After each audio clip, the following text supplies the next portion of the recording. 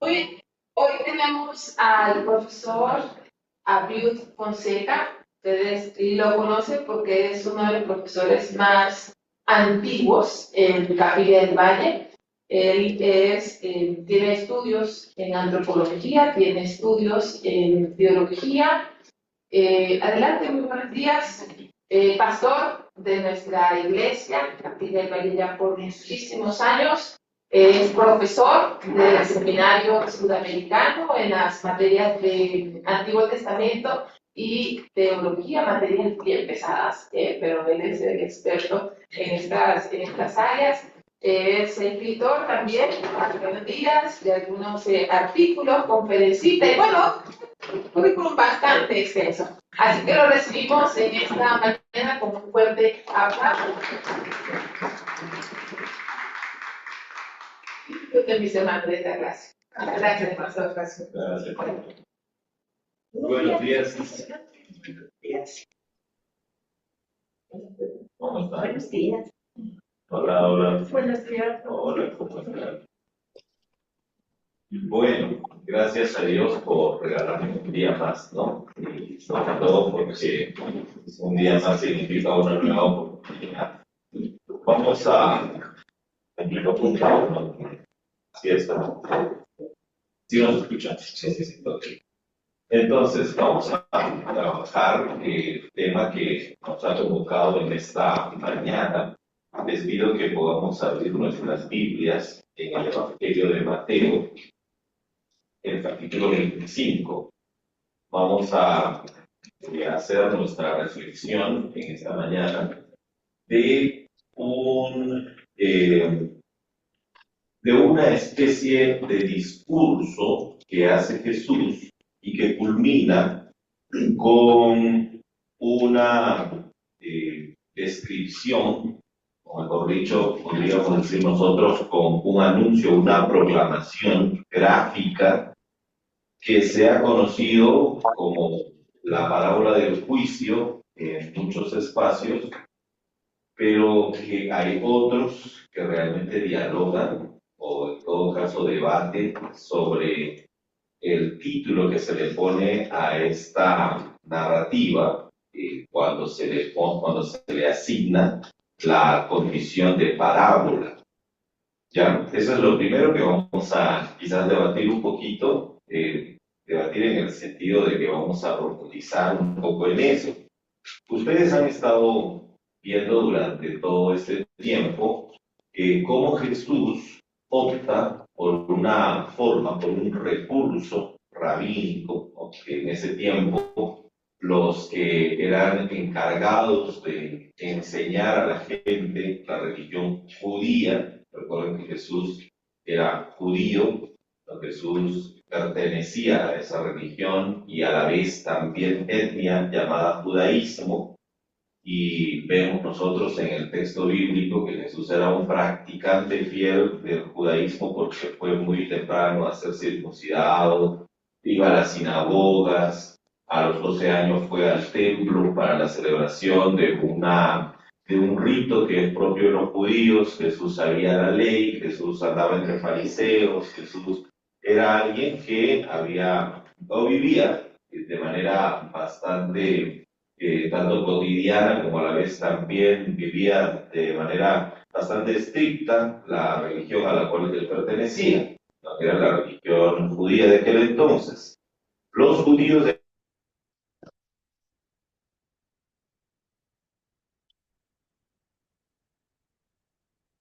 cosas estudiadas que se dedicaban al aprendizaje y a la vez también a la enseñanza de la ley que para nosotros es el Pentateuco, que para ellos se llamaba la Torá, para nosotros se llama el Pentateuco.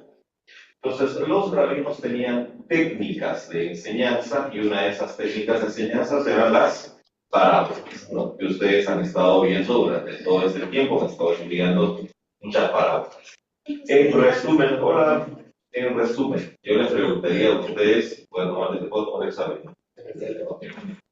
Les preguntaría a ustedes, ¿qué son las parábolas? Hola, entonces, adelante.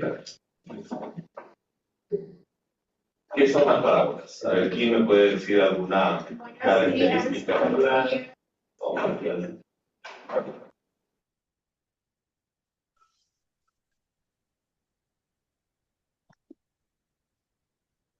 Podríamos decir, Aló, las parábolas, historias hermano. cortas. Hola, dale. Las parábolas son la enseñanza de algo ficticio, pero para enseñarnos algo espiritual a través de la comparación. Ok, entonces sí, es un relato que no es del todo ficticio, porque lo que hace más bien es graficar una realidad, ¿no? Y justamente ese es el fin de las parábolas, pero en lo que sí tienes razón es que los personajes que se reportan en una parábola no necesariamente son personajes reales, vamos a decir así, sino que más bien son personajes que simulan o que dentro de la narración simulan una determinada situación de la vida real para luego, a través de una especie de analogía, se puede dar una enseñanza, ¿no? Gracias, ¿quién fue la que nos dio el nombre? Gracias, Rita. Entonces, esa es la parábola, ¿no? La parábola, por lo general, es la reproducción narrativa de la vida real con personajes que no necesariamente son personajes reales, pero que son personajes reales en la medida de que no necesariamente son personas que tienen algún tipo de identidad, ¿no? Sino más bien son personajes que representan lo que en la vida real se está viviendo, ¿no? O sea, ¿de qué hablan las parábolas? De un pastor que va a buscar ovejas, ¿no? ¿Es una cuestión real o no es real? Completamente real, solamente que no sabemos quién es ese pastor y en todo caso se toman estos personajes para escenificar una serie de interacciones sociales que se vivían en aquel entonces, ¿no? Esas son las parábolas, ya representan la vida real. Entonces, cuando llegamos nosotros a Mateo 25, desde el verso 31 al 46, nos enfrentamos a una narrativa también, pero una narrativa particular. ¿Por qué es particular? Porque esta narrativa no necesariamente está reproduciendo una situación de la realidad.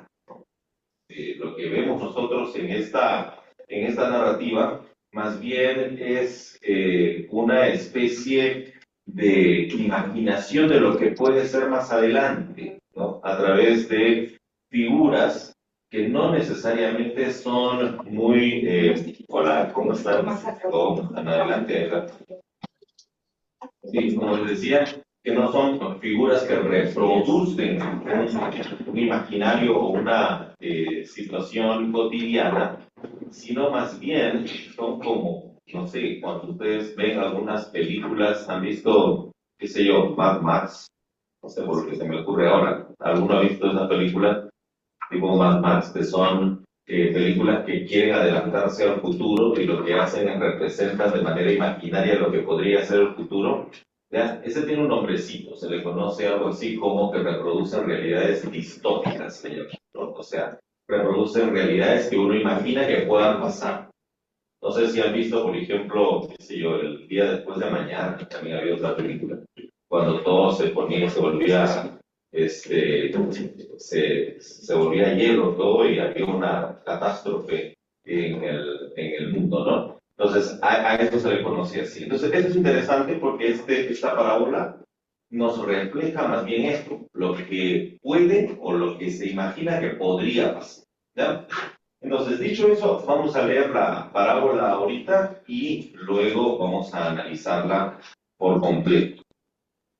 Bueno, no sé si por completo nos alcance la hora, pero en todo caso vamos a analizarla, ¿no? Desde el 31 hasta el 46. Mateo 25, desde el 31 al 46. Dice, cuando el Hijo del Hombre venga en su gloria y todos los santos ángeles con él, entonces se sentará en su trono de gloria y serán reunidas delante de él todas las naciones y apartará los unos de los otros como aparta el pastor las ovejas de los cabritos. Y pondrá las ovejas a su derecha y los cabritos a su izquierda. Entonces el rey dirá a los de su derecha, venid benditos de mi Padre, heredad del reino preparado para vosotros desde la fundación del mundo. Porque tuve hambre y me disteis de comer, tuve sed y me disteis de beber, fui forastero y me recogisteis, estuve desnudo y me cubristeis, enfermo y me visitasteis, en la cárcel y vinisteis a mí. Entonces los justos le responderán diciendo, Señor, ¿cuándo te vimos hambriento y te sustentamos, o sediento y te dimos de beber? ¿O cuándo fuimos forastero y te recogimos, o desnudo y te cubrimos? ¿O cuándo te vimos enfermo o en la cárcel y vinimos a ti? Y respondiendo el rey les dirá, de cierto os digo, que en cuanto lo hiciste con uno de estos mis hermanos más pequeños, también lo hicisteis. Entonces dirá también a los de la izquierda, apartados de mí, malditos al fuego eterno, preparado para el diablo y sus ángeles, porque tuve hambre y no me disteis de comer, tuve sed y no me disteis de beber, fui forastero y no me recogisteis, estuve desnudo y no me cubristeis, enfermo y en la cárcel y no me visitasteis. Entonces también ellos responderán diciendo, Señor, ¿cuándo te vimos hambriento, sediento, forastero, desnudo, enfermo o en la cárcel y no te servimos? Entonces les responderá diciendo, de cierto os digo que en cuanto no lo hicisteis a uno de estos más pequeños, tampoco a mí lo hicisteis. E irán estos al castigo eterno y los justos a la vida eterna. Ok, entonces tenemos ahí una narrativa de lo más interesante, ¿no? ¿Qué nos refleja la narrativa? Si hay una especie de juicio, ¿no? Una especie de juicio porque hay como que dos bandos que están compareciendo ante el juicio para que puedan recibir algún tipo de sentencia. Eso es lo que nos presenta este texto. Pero nos presenta ese texto también un ámbito que, vuelvo a decir, no reproduce la vida cotidiana, ¿no? Porque esto no es lo que aparece en la vida cotidiana. En la vida cotidiana había que pastorcitos pastoreando sus ovejas, o habían mujeres preparando comida. En la vida cotidiana habían jefes pagando a sus siervos, siervos trabajando en las viñas, siervos trabajando en las heredades. Eso era lo que formaba parte de la vida cotidiana de aquel entonces. Aquí estamos ante un escenario, como vuelvo a decir, bastante espectacular, porque es el Hijo del Hombre que viene como una especie de rey, con ángeles, dice, ¿no? Y cuando viene con ángeles en algún lugar del universo, porque no dice exactamente dónde va a ser, pareciera que ni siquiera es aquí en la tierra, va a hacer un juicio entre los que son denominadas ovejas y los que les denomina cabras, y luego hace todo un discurso ante ese escenario forense, ¿no? Donde está. Ok, entonces uno se pregunta y dice, ¿esta es una parábola? Porque una parábola es la reproducción de la vida cotidiana. Tiene elementos de la parábola. Y quizás una de las cosas que decía Rita, por lo menos analogía para dar una enseñanza. O sea, tiene esos elementos. ¿Tiene personajes? Sí, tiene ciertos personajes como el Hijo del Hombre, como los que describe allí, que estuvieron, o los más pequeños. Tiene ciertos personajes. ¿Reproduce la vida cotidiana? Pues ahí está el problema. No reproduce la vida cotidiana, sino lo que hace más bien es como que imagina un escenario que no es tan cotidiano. Un escenario que, vuelvo a decir, es bastante espectacular. Dicho esto, entonces, uno de nuestros primeros problemas ante esta parábola es saber si realmente es parábola o no. Pero la vamos a tratar como parábola para poder entender un poco su mensaje, ¿no? En algunos libros que ustedes puedan revisar, va a aparecer más bien como discurso. Más que como parábola, aparece como discurso. ¿Ya? El discurso del juicio, dicen algunos, ¿no? Y si tienen una Biblia Reina Valera, por ejemplo, todas las anteriores aparecen como parábolas, ¿no? La parábola de los talentos, la parábola de las 10 vírgenes, pero esta tiene como título solamente el juicio. El juicio de la persona. ¿Por qué? Porque existe esa duda. Pero la vamos a tratar como parábola porque hay algún tipo de enseñanza por aquí. Lo segundo, esta narrativa es una narrativa propia del Evangelio de Mateo, ¿no? No es una narrativa que aparece en otros evangelios, ya no tiene paralelos en otros evangelios. Ustedes saben que tenemos ¿cuántos evangelios? 4 evangelios. ¿Cuáles son? Mateo, Lucas, Juan y Vamos a ver. Mateo, Marcos, Lucas y Juan. Son 4. Esos 4 tienen escenas paralelas de la vida de Jesús.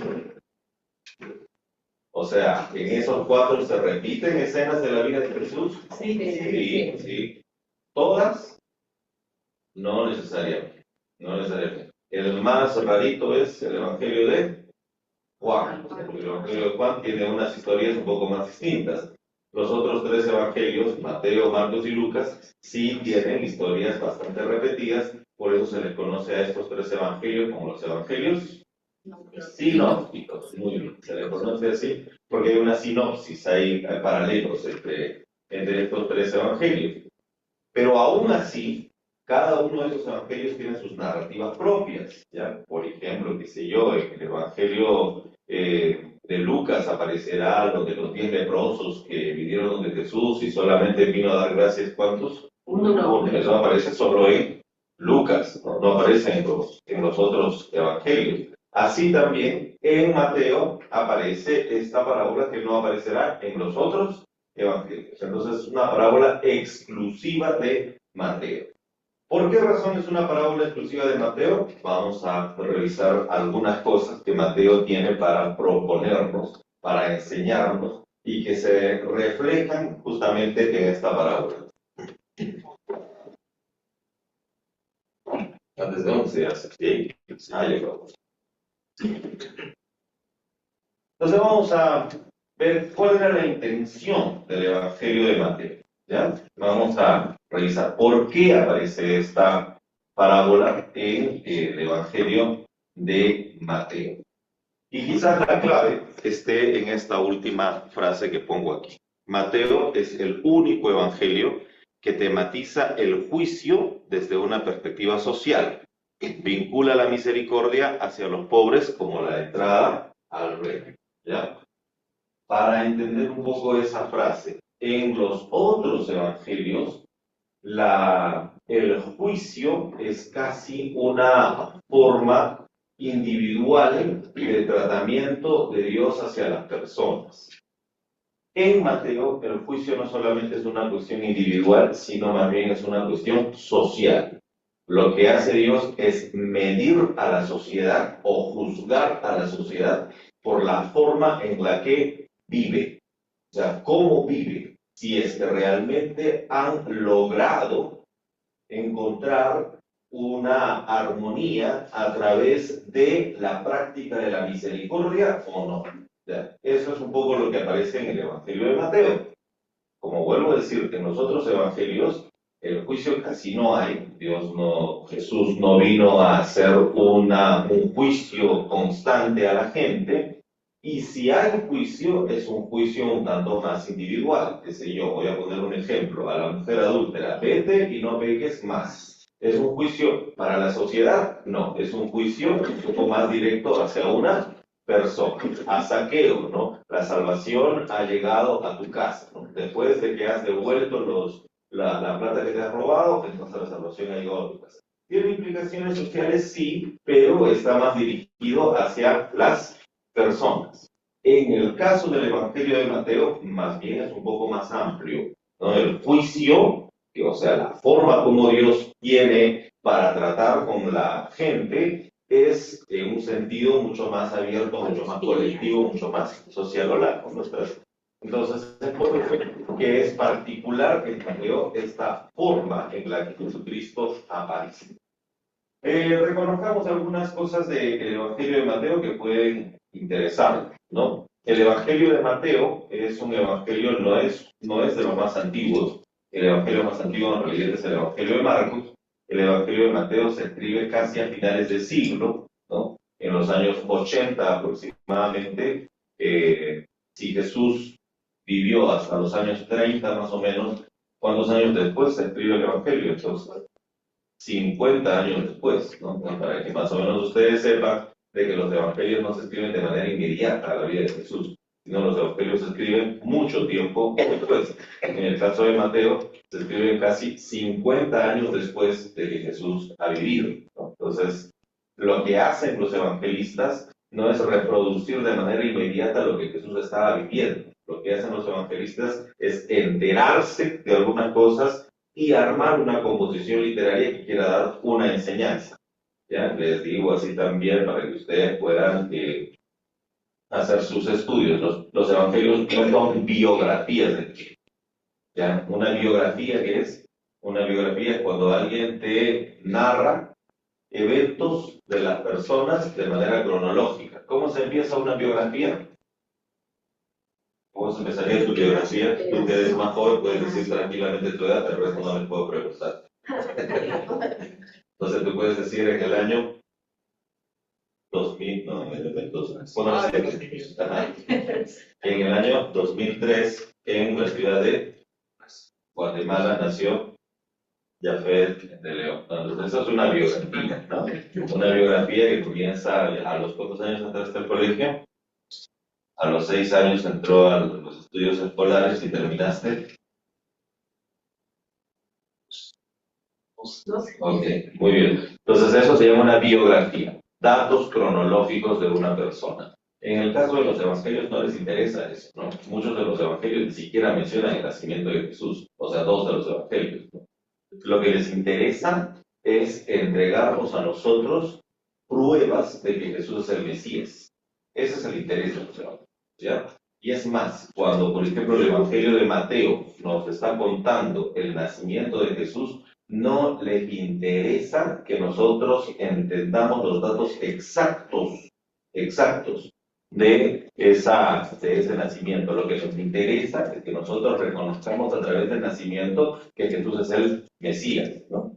Voy a ponerles un ejemplo, algo que pone el Evangelio de Mateo. El Evangelio de Mateo dice que, el Evangelio de Mateo dice que vinieron a visitarle. ¿Quiénes del Oriente, quiénes vinieron a visitarle? Los magos del Oriente, los sabios del Oriente vinieron a visitarle a Jesús, ¿no? Y ellos se guiaron por una estrella. Estrella. ¿Por qué se guiaron por la estrella? Ajá, exacto. ¿Se acuerdan de esa imagen? Bueno, por ejemplo, allí ellos no nos están diciendo ninguna cosa exacta. ¿Qué estrella se puso sobre una casa? O sea, eso no es exacto. Lo que nos están diciendo de alguna manera es cómo incluso gente de otras naciones vinieron a reconocer al Mesías que había venido, y es por eso que le traen elementos que son propios de la actividad mesiánica de Jesús. No le traen oro para que le distingan como rey, le traen mirra para distinguirlo como profeta y le traen incienso para distinguirlo como sacerdote. Entonces, lo que les quiero decir es que los evangelios son reproducciones, sí, de lo que Jesús ha vivido, sí, son acontecimientos que Jesús ha vivido, pero no intentan hacer una crónica, una biografía. Lo que intentan es plantear un tema teológico para enseñarnos de que Jesús es el Mesías, ¿no? Entonces, los evangelios tienen sus propias particularidades. La particularidad que tiene el Evangelio de Mateo, que se escribe en el año 80, es que lo que quiere decirnos es que Jesús ha venido, voy a decirlo así, ha venido a refundar una sociedad. Y para refundar a una sociedad hay que cambiar lo que la sociedad suele hacer.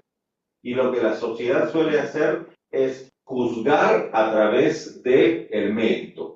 Y Jesús dice, no vamos a juzgar a través del mérito, sino vamos a juzgar a través de la misericordia. ¿Ya? Entonces vamos a cambiar las prácticas sociales, vamos a cambiar la sociedad. En nuestra sociedad no vamos a darle un premio al que ha hecho algún mérito, porque el que ha hecho algo bueno no debe querer para sí mérito. Porque si el que ha hecho algo bueno y quiere para sí mérito, nada bueno ha hecho. Porque lo que ha hecho lo ha hecho por el interés de ganar un mérito. Entonces, lo que hay que hacer es que hay que cambiar. Y lo que tenemos que hacer es que la sociedad se mueva sobre la base de la misericordia. Y de ese modo replanteamos la sociedad, refundamos la sociedad. ¿Ya?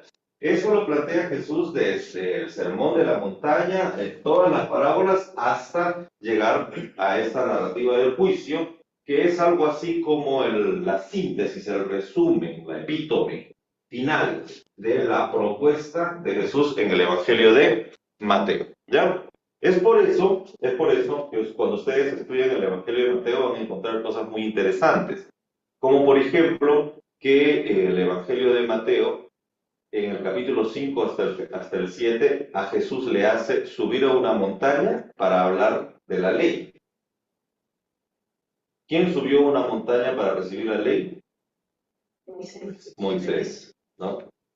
¿Para qué Moisés subió a la montaña? Para recibir la ley y así pueda encontrar una forma de construir la nación de Israel, ¿no? Porque antes de que reciban la ley, habían sido esclavos en Egipto. Después de recibir la ley, comienzan a ser una nación. Para ser una nación, ¿qué necesitaban? Un marco normativo, exacto, ¿no? Lo que necesitaban es un marco jurídico, moral, un marco político, donde aparezca cómo se debe gobernar, cómo la gente debe vivir y cómo la gente debe, de alguna manera, respetarse mutuamente para la construcción de un orden, que se llama el orden social. ¿Dónde adquieren eso? En la ley que les fue entregada a Moisés. El Evangelio de Mateo lo que hace es, a Jesús le hace subir al monte. Y le hace subir al monte Jesús para que Jesús diga cosas como, ustedes han escuchado que esto fue dicho, ahora yo les digo esto. O sea, lo que hace Jesús es que va a plantear una nueva ley. ¿Por qué? Porque lo que quiere Jesús es cambiar las bases de la sociedad para que ya no se mueva por el juicio a través de los méritos, sino el juicio a través de la misericordia. ¿Ya? Eso es lo que quiere el Evangelio de Mateo. Lo que quiere el Evangelio de Mateo es decirnos que Jesús es un nuevo Moisés. Es un nuevo Moisés. ¿Ya? Es por eso que cuando ustedes revisan el Evangelio de Mateo empieza con una genealogía, empieza con un Génesis. ¿Ya? O sea, él está como que reescribiendo el Pentateuco. Empieza con un Génesis, ¿no? Gracias, Elías, desde un tiempo muy antiguo, y luego incluso aparece un Éxodo, ¿eh? Porque en el libro de Mateo, no en los otros evangelios, en el libro de Mateo, Jesús tiene que irse a Egipto, ¿no? Jesús se va a Egipto porque hay una amenaza. Herodes quiere matar a todos los niños. Entonces Jesús tiene que irse a Egipto, ¿no? Migrante a Egipto. Y de Egipto tiene que salir y regresar a Judea para cumplir su misión. Entonces hay como una especie de Génesis, hay como una especie de Éxodo y hay como una especie de Levítico, Números y Deuteronomio cuando Jesús habla acerca de la ley, porque Jesús es como una especie de nuevo, quiere refundar la sociedad. Quiere refundar la sociedad sobre la base de la misericordia. ¿Cómo se llama esa sociedad que imagina Jesús? La sociedad que imagina Jesús, esa sociedad donde la gente se mueve a través de la misericordia y no a través de los méritos, se llama el reino de Dios. Eso se llama el reino de Dios. Para Jesús el reino de Dios es eso, ¿no? ¿Qué es el reino de Dios? El reino de Dios es, si alguien viene a pedirte una tacita de azúcar en la medianoche porque se le ha acabado, ¿qué es lo que tienes que hacer tú? Darle. ¿Y cobrarle al día siguiente? No. Exacto, darle con buena actitud y no cobrarle al día siguiente. ¿Por qué? Porque la entrega y la dádiva no tiene que ser hecha con el interés de que sea devuelto. No hay mérito, no hay retribución, sino que lo que existe es más bien una entrega constante hecha a través de la misericordia. Ese es el proyecto de Jesús, el reino de Dios o el reino de los cielos. O sea, Jesús quiere que la sociedad funcione de otra manera, ¿no? Para eso es importante el juicio, pero vuelvo a decir, no el juicio personal, o sea, no el juicio personal, sino más bien es necesario someter a juicio a toda la sociedad para verificar si toda la sociedad se sigue moviendo o se está moviendo sobre la base de la misericordia o no. ¿Ya? Eso es importante que entendamos porque justamente es la clave para poder interpretar la parábola. ¿Ya? La parábola se interpreta sobre la base de esa clave teológica que propone el Evangelio. Aquí les voy a explicar un poquito mejor, hoy porque ya les he estado explicando. La misericordia La misericordia es la clave del reino. O sea, la misericordia es la forma de vida que la sociedad debe aceptar. ¿Qué es la misericordia? La misericordia es una forma en la cual los seres humanos podemos reconciliarnos constantemente, dignificarnos constantemente y reconstruir así nuestras relaciones y nuestros vínculos. ¿Ya? Jesús ha entendido que los méritos, vamos a decirlo de esta manera, que los méritos en lugar de reconciliar lo que hacen es dividir, ¿no? Porque los méritos pues pueden generar, por ejemplo, jerarquías, ¿no? ¿Qué sé yo? Si yo les digo a todos ustedes, les voy a tomar un examen de las parábolas, saquen sus hojitas y les hago 10 preguntas para medir su aprendizaje, ¿no? ¿Lo hacemos?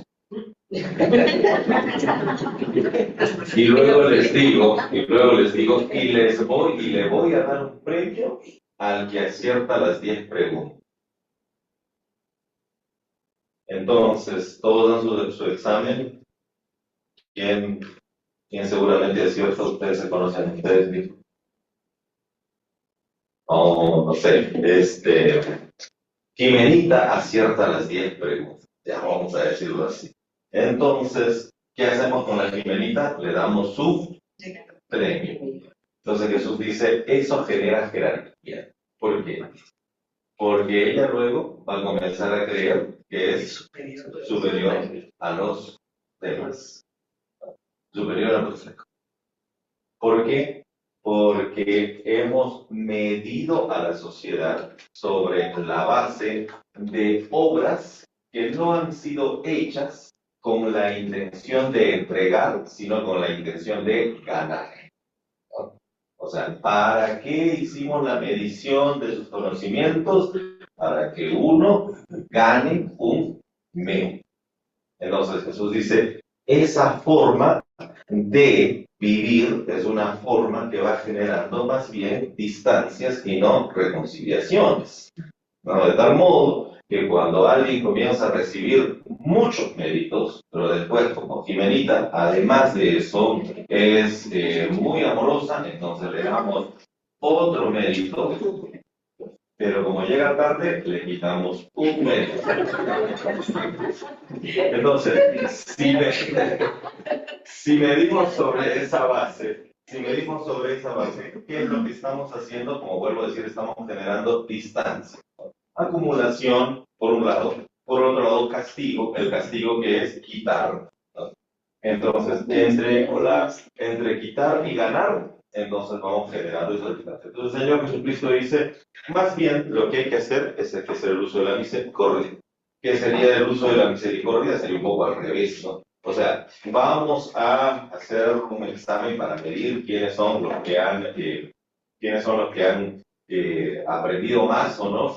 Entonces Jimenita dice, yo aprendí más y necesito mi premio, y Jesús dice, no, bien al revés.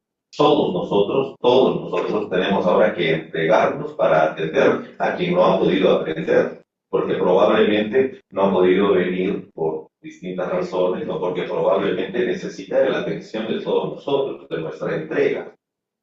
Pero no se merece, porque quien no ha rendido bien un examen, quien se sacó cero en el examen, probablemente es que es un ocioso. Entonces Jesús dice, no, hay que atender más bien, o hay que hacerlo nosotros con misericordia, porque si le atendemos a Él, lo que estamos haciendo más bien es que la sociedad sea cada vez más igualitaria. ¿En qué sentido? En que no exista algunos que son los que van ganando más y algunos que se van quedando relegados. ¿Qué hay que hacer más bien? ¿Hay que premiar a los que se están esforzando más o los que están ganando más? No, porque si hacemos eso los alejamos más. Entonces lo que hay que hacer más bien hay que buscar a los que se están relegando y entregarle gratuitamente. ¿Para qué? Para que de ese modo podamos nivelar. Exacto, ¿no? Por eso Jesús dice bien claro, bienaventurados los pobres, porque de ellos es el reino de Dios. O sea, son a quienes tenemos que entregarnos más para que podamos vivir en una sociedad más justa. Y eso se hace a través de la misericordia. ¿Ya? Eso lo plantea.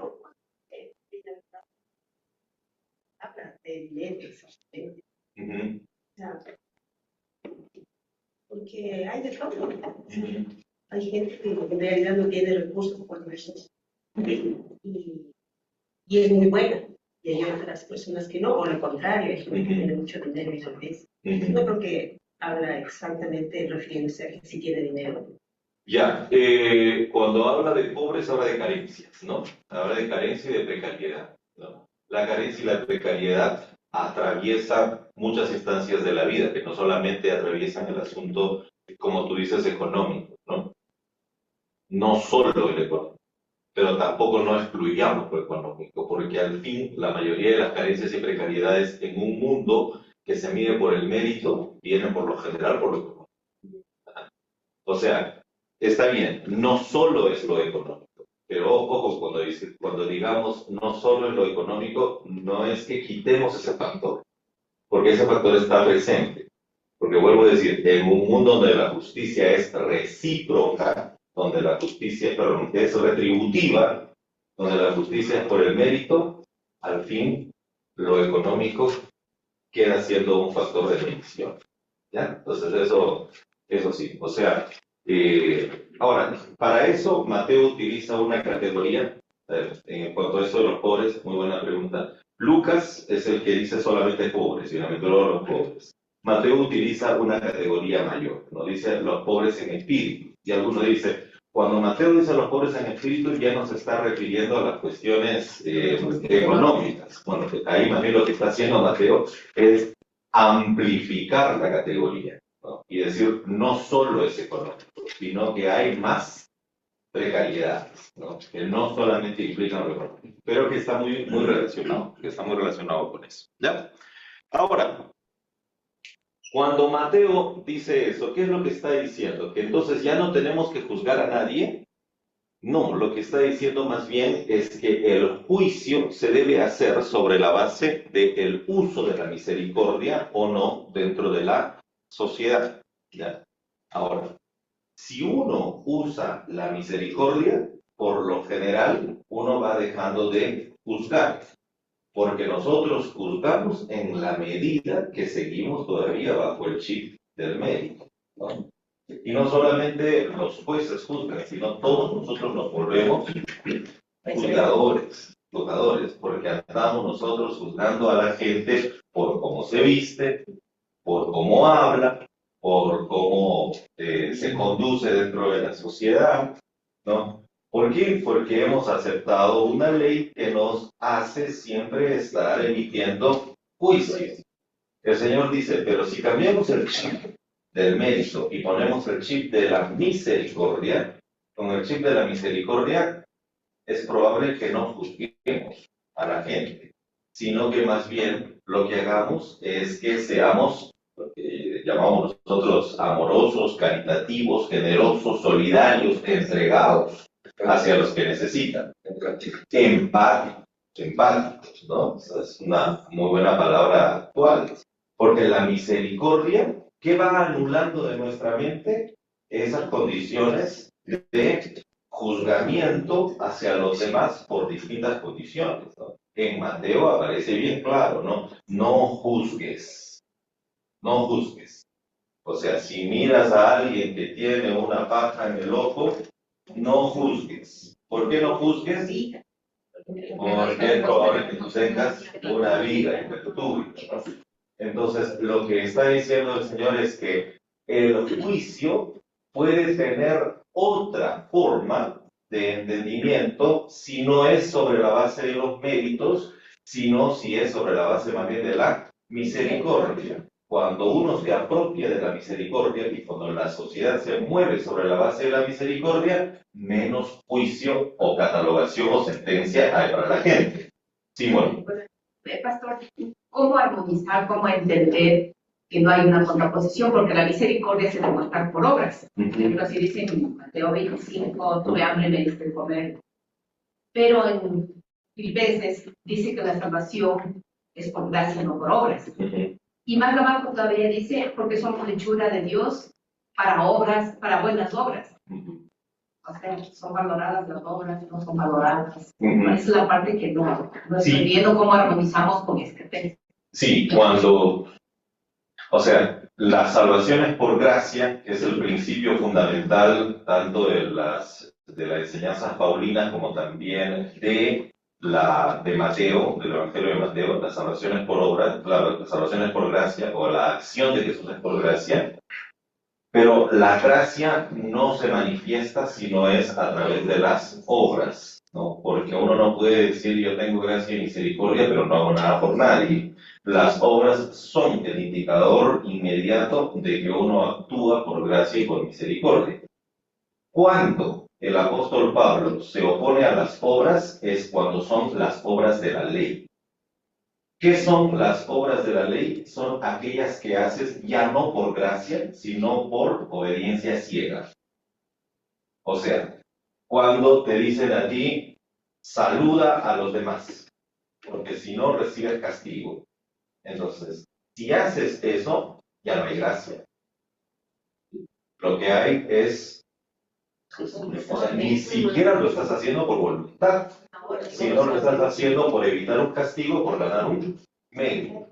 Entonces, la gracia no opera solamente a través de las obras de la ley, o sea, de la obediencia ciega a lo que la ley te dice.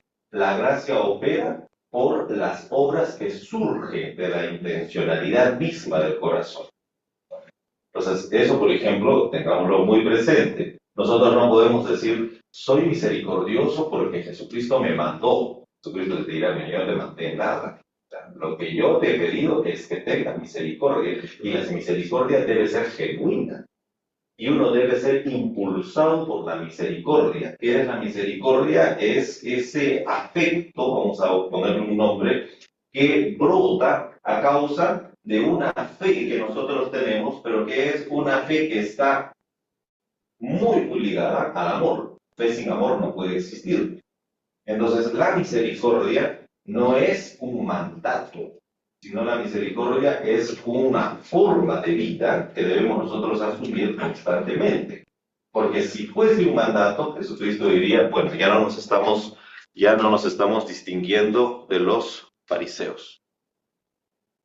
Porque los fariseos dan limosnas por mandato, por obras de la ley, no por gracia. ¿Ya? Entonces, la distinción está en eso, ¿no? Cuando el Evangelio y Pablo habla de obras por la gracia, son obras genuinas. Cuando el Evangelio hace referencia a las obras de la ley, entonces ahí hay una distinción. Las obras de la ley son las que se ocupan sobre la base del mandato. ¿Ya? Gracias.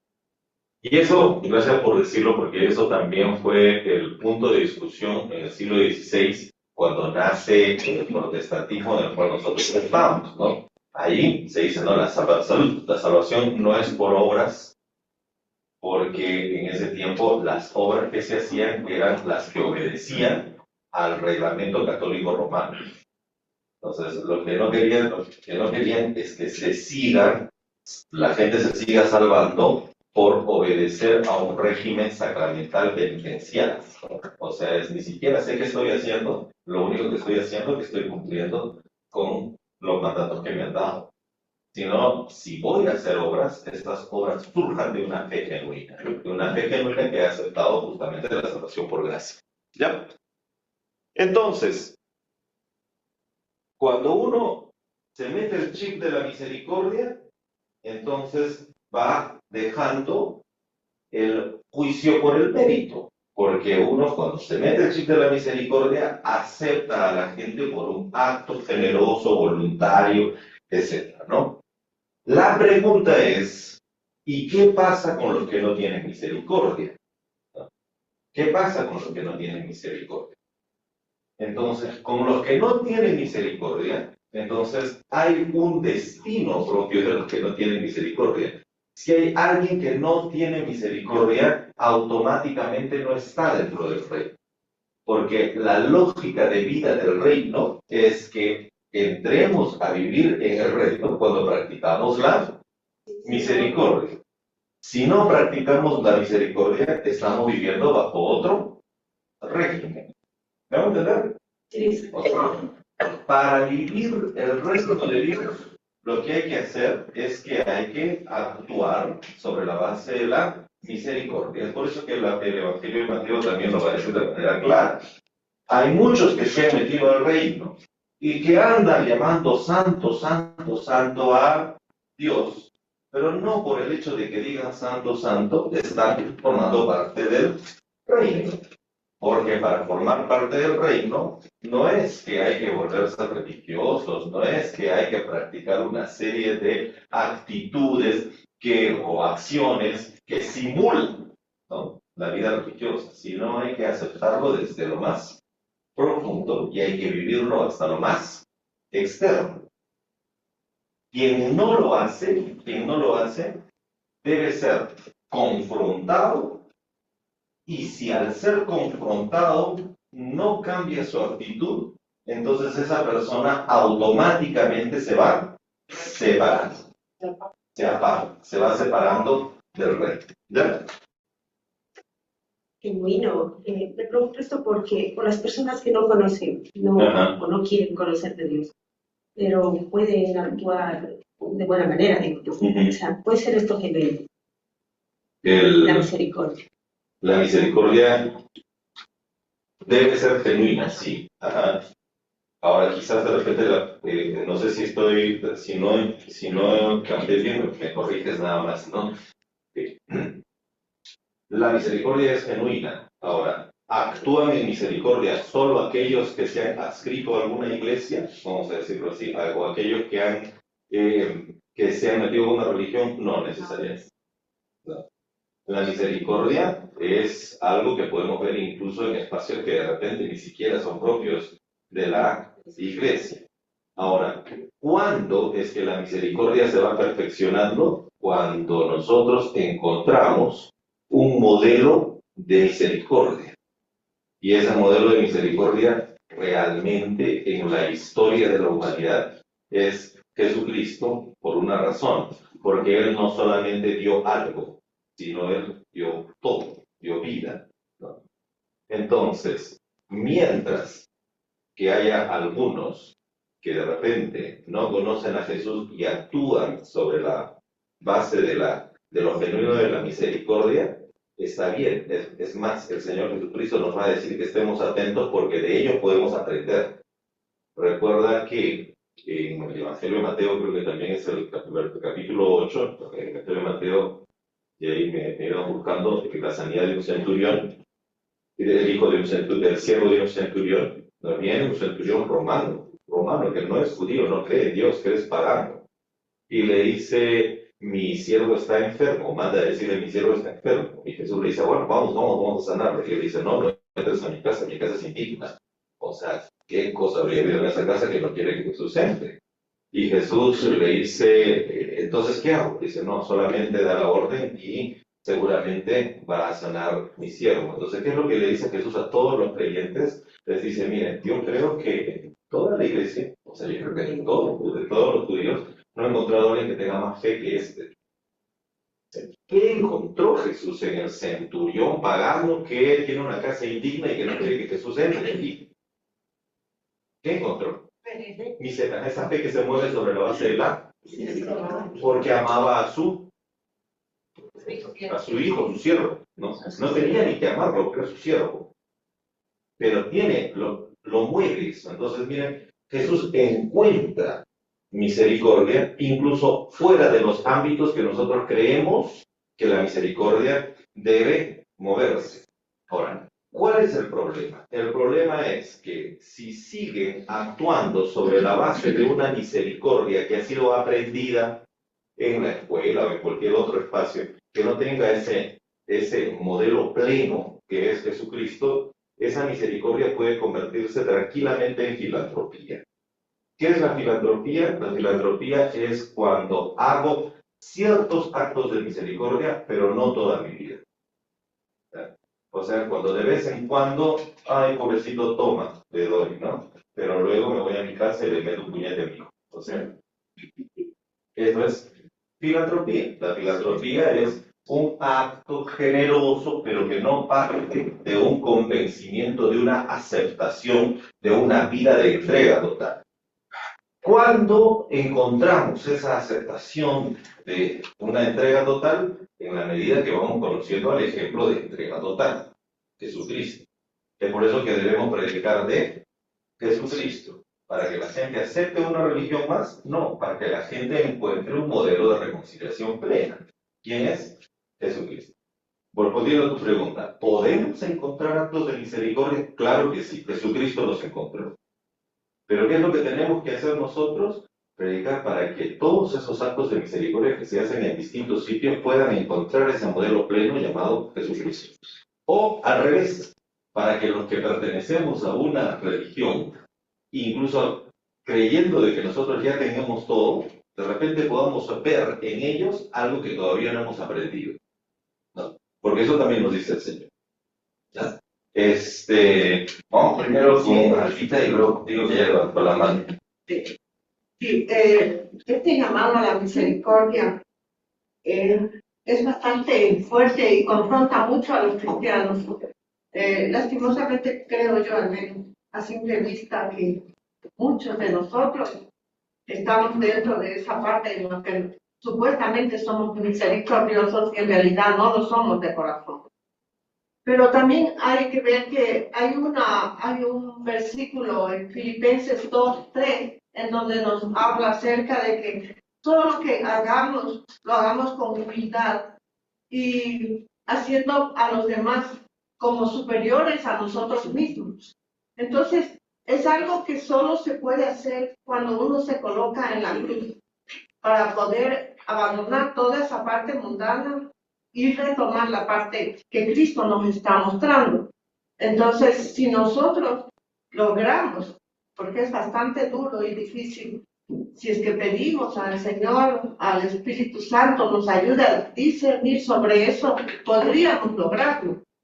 Porque si no nos mantenemos en la línea de rogar a Dios y de buscarle al Espíritu, aprender en la palabra y ponerla en nuestro corazón, porque no solo se debe poner en la mente, aprender los versículos, sabernos de memoria y orar bonito, sino más bien nosotros debemos transformar nuestro corazón para poder ser misericordiosos y, como dije, no por mí, sino por la palabra que está escrita y dice ver a los demás como superiores a uno. Eso es lo más difícil, al menos en una sociedad cada vez más materializada y globalizante en la que vivimos. Y una sociedad que se mueve también sobre la base de los méritos, ¿no? Ahí es difícil vernos como menores que los otros, porque nosotros mismos también queremos hacer todo para que de alguna manera podamos ser vistos como mayores, ¿no? O sea, eso es un chip que se ha metido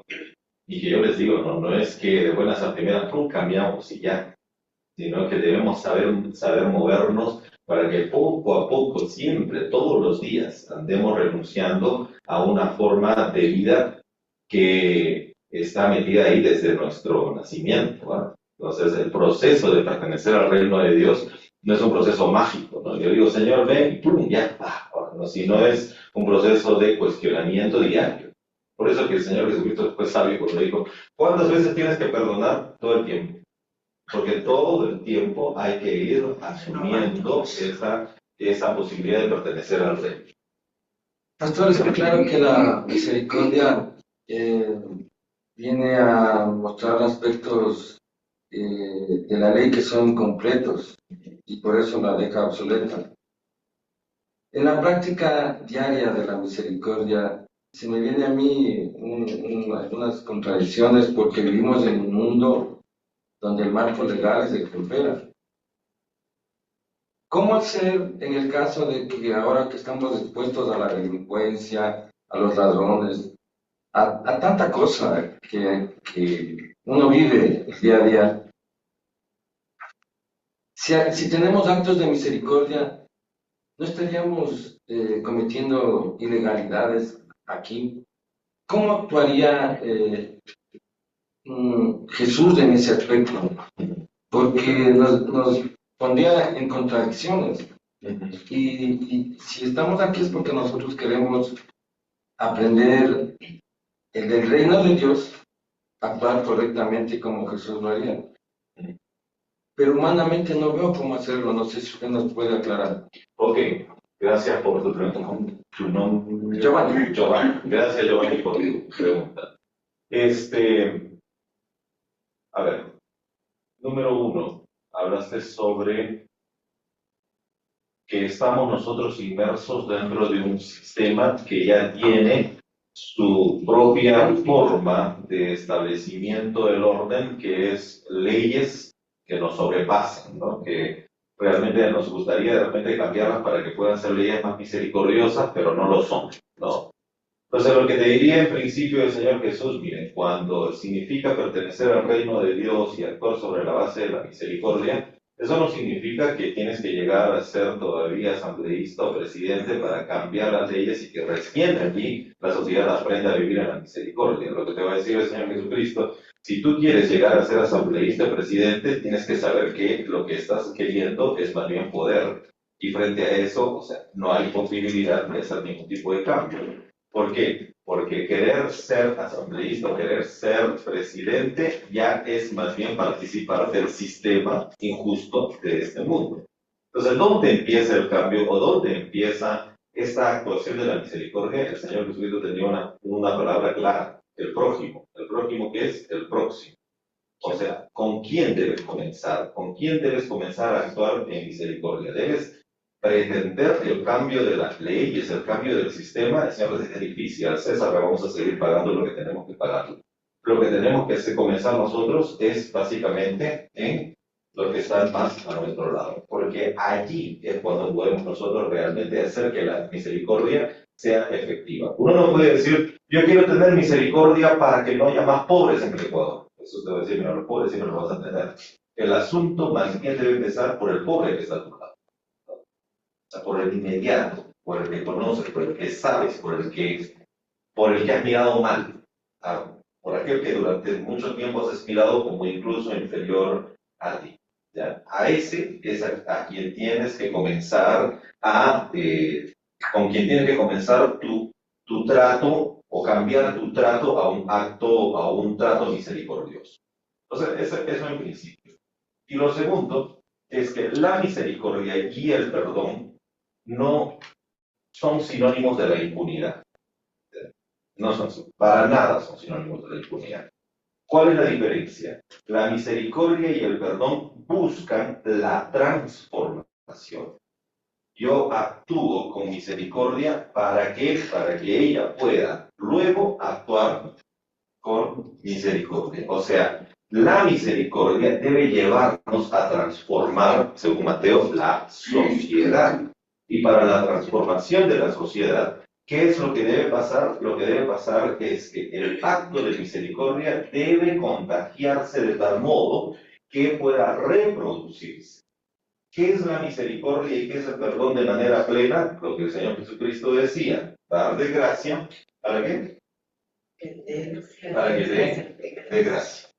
¿Qué pasa? Sí, doy de gracia, pero luego ella sigue ahorcándole a la otra. Esa también es una parábola que está allí. Recuerden ustedes, ¿no? Había un hombre que le debía una cantidad mayor a una externa de una nación contemporánea que fue a pedir misericordia. El acreedor actuó con misericordia y le perdonó. El que fue perdonado salió a la calle y encontró que le debía $10 y le cobró y le comenzó a ahorcar. Entonces ahí se acabó el reino. ¿Por qué? Porque la misericordia actúa en la medida que existe una disposición para la transformación mía y del prójimo. Pero ¿qué pasa si el prójimo no actúa con misericordia? Entonces, allí vuelvo a decir, entra el juicio que tiene como criterio a la misericordia. O sea, el que no actúa con misericordia no está siendo parte del reino. ¿Y qué es lo que necesita? Corrección. ¿Ya? El Señor Jesucristo era bien claro cuando, por ejemplo, se dirigía a los fariseos. Y los fariseos, cuando no cambiaban, Jesús no tenía ningún problema en decirles hipócritas, es decir, sepulcro blanqueado, en emitir algún tipo de acto correctivo. ¿Por qué? porque vuelvo a decir, misericordia y perdón no son sinónimos de impunidad. O sea, no es yo actúo con misericordia, no importa que tú sigas ahorcando a todos los demás. Y ahí no hay misericordia. ¿Por qué? Porque no hay una agencia clara para la transformación de la sociedad. Ahí lo que hay más bien el ocultamiento para que haga todas sus maldades sin, porque yo te quiero, es por eso que yo no te denuncio. Porque yo te quiero, es por eso que no buscamos ningún cambio. No confundas. ¿No? Misericordia con esa forma injusta también de actuar. Porque tú puedes decir, yo soy misericordioso contigo porque te perdono todo lo que has hecho, pero tú sigues ofendiendo y matando a otras personas. Entonces, si no has corregido tu forma de actuar, entonces lo que yo me estoy convirtiendo en una especie de cómplice de una violencia que tengo en todo caso que saber también remediar. Ahora, digo esto para que nosotros entendamos cómo actuar también frente, por ejemplo, a estos hechos que tú dices que son muy comunes dentro de nuestras sociedades. Vamos a poner o tomar el ejemplo que dices de la vida delincuencial. En la vida delincuencial, sí, definitivamente hay que nosotros buscar algún tipo de corrección, ¿no? Pero a veces nosotros nos portamos de manera inmisericordiosa, vamos a decirlo así, con el... O sea, por ejemplo, si hay un delincuente que hace una acción violenta, pues tiene que reclamar, denunciar, etcétera, ¿no? Pero a veces nosotros al sicario, pues es que el que debe morir electrocutado. Entonces, ¿realmente estamos buscando el cambio de la sociedad? ¿O estamos solamente queriendo atacar a lo que se conoce es, ¿cómo se dice? A la parte más delgada del hilo. Porque ese sicario está actuando ahí no por voluntad propia, ¿no? Ese niño de 14 años que está matando gente desde su moto, es probable que no esté actuando por voluntad propia, sino que esté actuando sobre la base de toda una red mayor, donde quienes más están involucrados. Es difícil cumplir el mandato de Jesús de amar a los enemigos, el de perdonar, no hacer ojo por ojo y diente por diente. Sí, pero le digo, ¿no? O sea, está bien, si vemos a ese niño hay que corregirlo, hay que buscar mecanismos, el Estado debe tener mecanismos, porque en función del Estado tener mecanismos para la corrección de la vida delincuencial, hay que buscar nosotros, qué sé yo, todo eso. Pero no hay que pensar de que la justicia opera solamente cuestionando o matando al sicario, vamos a decir así, ¿no? Y nosotros sin la necesidad de cambiar cosas que vienen desde bases mucho más profundas, ¿no? Por ejemplo, a Bukele le hubiera salido más barato matar a toditos, pero los encerró. Ajá. Entonces, de alguna manera les perdonó la vida porque ellos mataron a cientos. Entonces, hubo algo de misericordia. Bien, puede ser. Cerró como 60.000 y de 60.000. Pero lo hizo perfecto. Eso hasta ahora, ¿no? Que no sé cómo son 6.000 que seguramente. Entonces, por eso, puede ser. Ahora lo que quiero más o menos decir, lo que quiero decirles es que lo que debemos hacer nosotros frente a todo esto es buscar un cambio más radical que parta no solamente de querer la muerte del muchacho que asaltó. No solamente es eso, sino es incluso buscar la transformación de este, ¿no? Buscar la transformación de este. Mira, yo les recomiendo que puedan mirar, no sé si seguirá este documental de Netflix de un futbolista uruguayo que se llama Alexis Vieira, ¿no? Es interesante, bueno, ni cristiano es. A él se va a jugar a Colombia, y jugando en Colombia está en un cajero, y en el cajero cuando estaba en un cajero pasaron dos sicarios y le dispararon y casi lo matan. Entonces cuando él se recuperó, lo primero que hizo, lograron con las cámaras, es encontrar quién era quien había disparado. Y lo primero que hizo cuando él se recuperó fue buscarlo a la cárcel, ¿no? Y fue a buscarlo a la cárcel para entender bien por qué había hecho todo eso, ¿no? Y cuando habla con él se da cuenta que es alguien que era simplemente el ápice de toda una banda que una banda, todo un sistema mucho mayor. Entonces lo que él hace, o sea, miren, es un testimonio que está en Netflix, ¿no? Y todo lo demás. Y lo que él hace, él te dice, ¿qué puedo hacer contigo? ¿Dejarte en la cárcel o más bien darte trabajo? Y entonces lo que él hace también es comienza un mecanismo para que cuando este muchacho salga de la cárcel, estando en la cárcel, le ayuda a tener trabajo, a tener, ¿cómo se llama eso? Habilidad para algo, para que cuando salga de la cárcel ya pueda tener un trabajo mucho más eficiente, ¿no? Entonces es interesante. ¿Por qué me parece interesante a mí? Porque como tú decías, ese muchacho ni siquiera es cristiano. O sea, es un futbolista que vive como los futbolistas, ¿no? Sí, pero es interesante esa forma, ¿no? Esa forma de repensar. Ahora, es probable que algunos de estos delincuentes pues no necesariamente hayan actuado así como este muchacho. Sino lo que yo quiero, y de repente ahí no me van a entender muy bien, y en todo caso también todo lo que digo es debatible, no necesariamente lo que estoy diciendo es categórico, ¿no? En todo caso lo que quiero decirles es que actuar con misericordia significa, de alguna manera, no permitir que la maldad se siga dando, sino buscar la transformación de las personas a través de estos actos que permitan que estas personas que hacen el mal tengan alguna posibilidad de salvación. Cuando no la aceptan, cuando quieren seguir haciendo la maldad, entonces ahí no podemos nosotros seguir actuando de manera blanda, porque eso ya no sería misericordia, sino sería más bien impunidad y complicidad. ¿Ya? Pero eso no significa que a cualquier delincuente de nuestro alrededor lo que querramos es matarlo, porque cada uno trae consigo toda una serie de experiencias vitales que nosotros no conocemos, ¿no? Y que debemos en principio, ¿no?, ofrecer la misericordia como alternativa. Y si esa, como vuelvo a decir, no permite una transformación, bueno, entonces ahí sí, digamos, bueno, aquí sí no vamos a seguir operando o actuando sobre la base de la misericordia que se convierte en complicidad o impunidad. Ya, vamos, voy a dejarlo ahí porque si no nos va a faltar el tiempo para seguir avanzando. Pastor, ¿puedo decir Sí, algo? claro. ¿Quién es? Ya, le cuento que en la vida cristiana de lo que yo llevo, he aprendido que la misericordia solo tiene dos palabras, el sentimiento y la acción. El sentimiento es cuando uno siente compasión por ayudar, por ver, por el sufrimiento de otro. Y la acción es hacer algo para ayudar por esa situación. Ese es en resumen para mí la misericordia. Así es, parte y ni uno no es anterior al otro, ¿no? Es sentimiento y acción, es de manera inmediata, ¿no?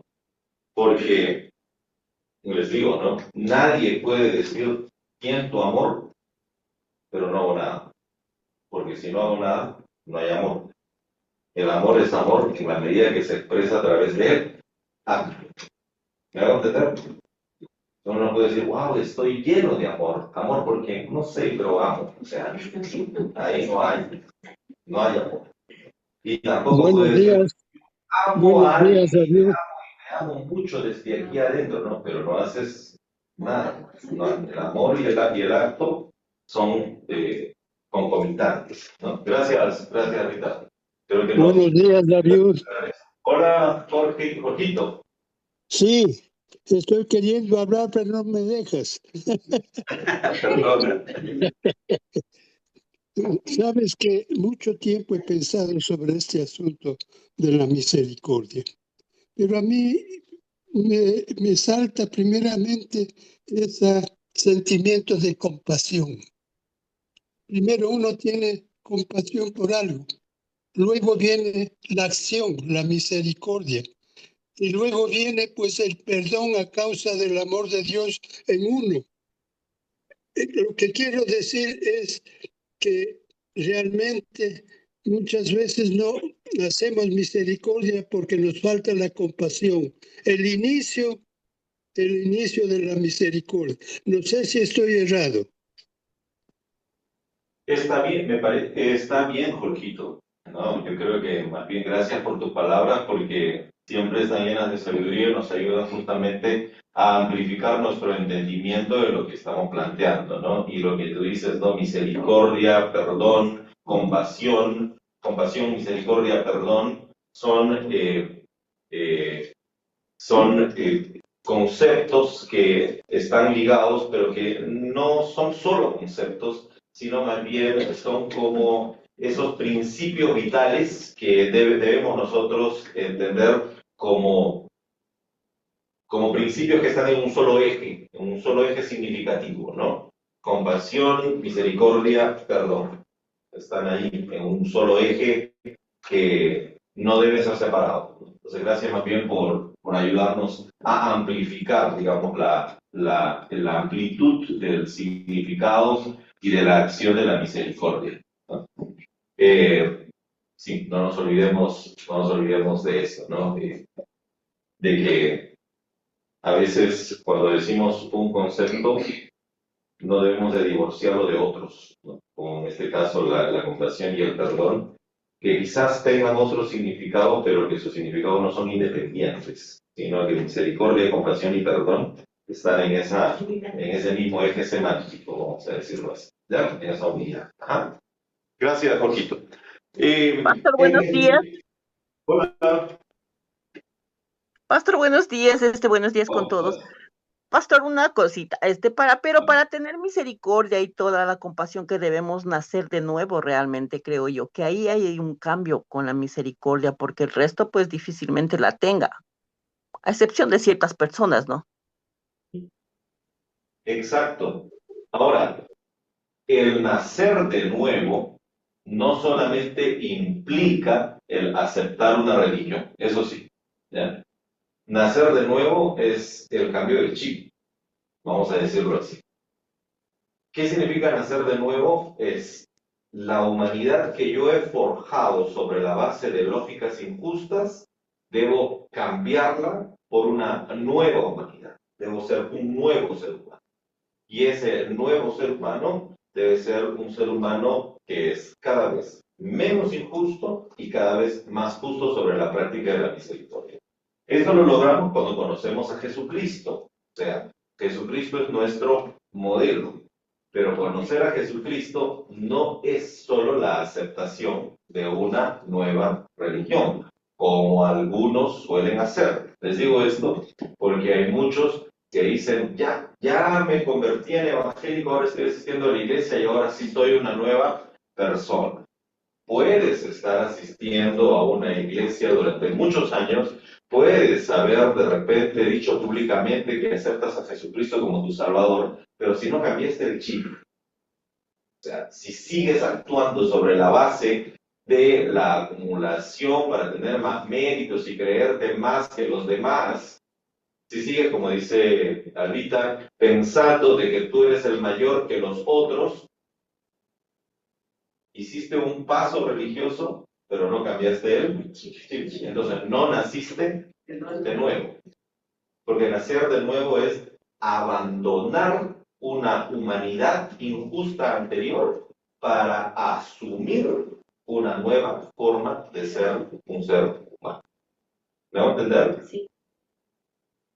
Y lastimosamente hay muchos ejemplos, ¿no? De gente que a finales de los años 70, creo, ¿no? Hubo un evangelista que sacó a mucha gente pobre de los Estados Unidos, lo llevó a las Guyanas y diciendo que él había venido a fundar el reino de Dios, lo que hizo fue mandarlas a matar a estas 900 y tantas personas, ¿no? En un acto religioso. Y uno dice, bueno, ¿qué hubo allí? Hubo cambio radical de vida para operar sobre la base de la misericordia, no necesariamente. Entonces, el nuevo nacimiento es eso, ¿no? Es cambiar la vida para asumir una nueva humanidad, una humanidad que se parezca a la humanidad de Jesucristo. ¿Cómo era la humanidad de Jesucristo? El Señor Jesucristo en Filipenses, el capítulo 2, o dice el apóstol Pablo bien claro, ¿no? No escatimó a seguir siendo como Dios, sino que vino y tomó forma de... No dice de hombre. De siervo. De siervo. Dice bien claro. O sea, porque lo que está diciendo es que no vino aquí al mundo para ser el hombre más hermoso, el hombre más poderoso y el hombre más famoso. Vino aquí a este mundo para ser un hombre que se entrega a los demás. ¿No? Siervo. Y tomó forma de siervo para servir al resto de la humanidad. Eso es lo que Jesucristo nos pide también a nosotros, ¿no? Y como decía Ángela, eso significa un cambio radical de la forma como estamos nosotros pensando. ¿Ok? Y eso aparece en esta parábola, ¿ya? En esta parábola es eso. En resumidas cuentas, ¿qué cosa quiere esta parábola? Lo que quiere esta parábola es que nosotros entendamos que si no actuamos sobre la base de la misericordia, estamos fuera del reino. ¿Ya?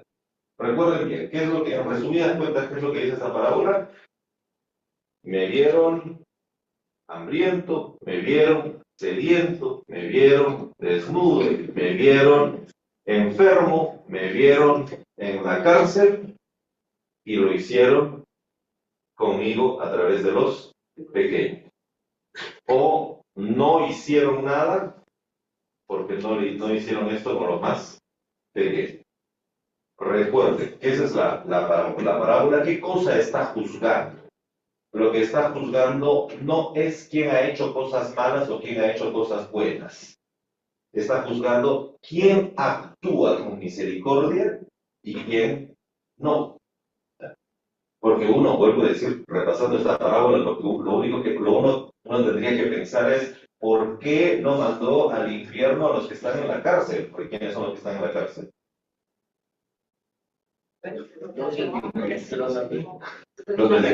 Los que han hecho mal. El problema es que manda al infierno al que no fue a visitarlos. ¿Me hago entender? O sea, manda al infierno al que no actúa con misericordia. No manda al infierno al desnudo que está tirado en la calle. O sea, al drogadicto que salió de 3 noches de hacer un montón de cosas, no lo manda al infierno. Aquí manda al infierno al que no lo atendió. No manda al infierno a los mendigos esos que pasan de hambre y sed todos los días porque están caminando durante un mes desde la nación que salieron, por ejemplo. No lo manda al infierno a ellos, sino a quienes no los hace bien. Ese es el centro de la parábola. El centro de la parábola es: debemos vivir una sociedad que actúa sobre la base de la misericordia. Y cuando se actúa sobre la base de la misericordia, hay 2 formas de vivir: en el reino o fuera del reino. Los que están en el reino actúan a favor. Los que están fuera del reino no tienen eso que hay dentro del corazón como para actuar a favor de, y más bien lo que hacemos es juzgamos por causa del mérito, ¿no? Y de cierta manera justificamos el no hacerlo. Y justificamos no hacerlo. Bueno, y ahí tengamos cuidado, ¿no? Porque ya saben a dónde los mandó a los que actúan así. Por eso es bien claro, no todos los que dicen Señor, Señor, entrarán al reino. Es bien claro. Ok, analicemos algunas características que hay dentro de esta narrativa. Me tienes que avisar porque si no me voy de largo. Igual debo tener unos 10 minutos antes de que tengo que ir donde los varones al Congreso. Entonces vamos a terminar unos 10 minutitos antes del día de hoy porque tenemos que ir a esa actividad. Esta parábola en realidad es el final de un discurso donde hay 5 partes, o mejor dicho, 5 discursos, que van desde el capítulo 24. Fíjense, en el capítulo 24 están señales antes del fin, la venida del Hijo del Hombre, la parábola de las 10 vírgenes, la parábola de los talentos, y termina con el juicio. Entonces hay un discurso amplio. Todos estos discursos van en esa misma línea, ¿no? Van en esa misma línea. Prepárense Y prepárense significa actúen de acuerdo a la misericordia. ¿Ya? Todos estos textos anteriores van en esa misma línea. Terminan con esta parábola, porque esta parábola es, ok, ya les advertí que deben ustedes estar listos, ya les advertí que deben ahondar en estas obras de gracia, ya les advertí que ustedes tienen que estar alineados a lo que el Hijo del Hombre está diciendo. Bueno, ahora juzguemos. ¿Quiénes han actuado sobre esa base y quiénes decidieron no hacerlo? Juzguemos. Esa es, por eso digo, la parte final de toda una propuesta que Jesús tiene, que aparece desde el capítulo 24, resumido en 5 discursos, y este es el quinto que termina ya, digamos así. Ahora vamos a ver quiénes han cumplido y quiénes no. Por eso, muchos autores dicen que no es una parábola nomás como tal, sino le llaman una profecía escatológica. Pero aquí tengamos también muy en cuenta esto. Cuando hablamos de profecía no estamos hablando solo de vaticinio, o sea, no es un adelanto del futuro. La profecía tiene un elemento claro: la denuncia por las cosas que no se hacen y la advertencia de lo que puede pasar. ¿Ya? Eso es lo que contiene este texto. Este texto está denunciando a quienes no actuaron con misericordia. Y les está advirtiendo que si no actúan con misericordia, su destino, no su castigo, sino su destino es no estar en el reino. Porque para estar en el reino hay que actuar con misericordia. ¿Ya? Entonces no es que está diciendo, ok, ahora ustedes van a hacer... No, eso lamentablemente, quien no actúa con misericordia, lo que hace es cavar su propio infierno. ¿Ya? Porque para el Señor Jesucristo, el que actúa con misericordia está en constante reconciliación, en constante dignificación y en constante reconstrucción de la humanidad. Ahora, si no actúas con misericordia, en vez de reconciliación, estás en competencia y pelea. Estás en discriminación y separación. Y al fin, en vez de construir, estás destruyendo la humanidad. O sea, si no actúas sobre la base de la misericordia, estás cavando tu propio infierno, te dirá el Señor Jesucristo. Si actúas de manera reconciliable, siempre les digo a los hermanos, a los jóvenes también, ¿no? O sea, en realidad, una vida más linda es la vida reconciliada y en paz. O sea, qué terrible es vivir peleado con la gente. O sea, qué terrible es caminar y ver que de repente hay alguien que está viniendo y tener que irte por otro lado. Así digo, wow. Cuando hay gente que me dice, que en mi casa estamos mal, sí, yo con mi hermano no me hablo, desde hace 3 años no me hablo. Digo, ¿cómo se puede vivir? ¿Cómo se puede vivir en esa tensión constante? ¿No? O sea, ¿por qué? El Señor es claro, ¿no? O sea, si actúas sobre la base de la misericordia, lo que vas a buscar es una reconciliación, una dignificación y una reconstrucción constante de la humanidad. Si no optas por eso, si no optas por vivir por eso, si optas por vivir sobre la base de los méritos, las recompensas, las acumulaciones, etc., lo que vas a vivir es constantemente vivir, y qué terrible debe ser eso.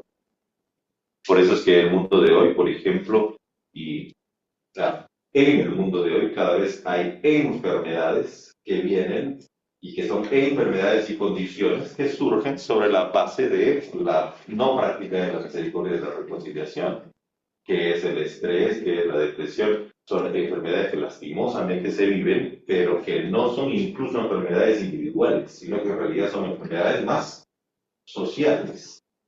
O sea, que uno vive por efecto de una constante competencia, desorden, violencias, ¿no? Bueno, entonces el Señor Jesucristo advierte eso. ¿Ok? Entonces nos dice, si es que practicas la misericordia dentro del reino, si es que no practicas la misericordia, no estás viviendo dentro de las justicias del reino. En la parábola se toman algunas imágenes que el Señor utiliza, o que el autor en todo caso utiliza para hablar de Jesús, que son muy interesantes. La primera imagen es la imagen del Hijo del Hombre, ¿ya? Por eso cuando leíamos decía cuando el Hijo del Hombre venga. ¿Ya? Es interesante, ¿por qué? Porque el Hijo del Hombre en el pensamiento judío era algo así como una especie de superhéroe de Marvel. ¿Ya? ¿Cómo se llama ese que hace así y se acaba el mundo? ¿No han visto?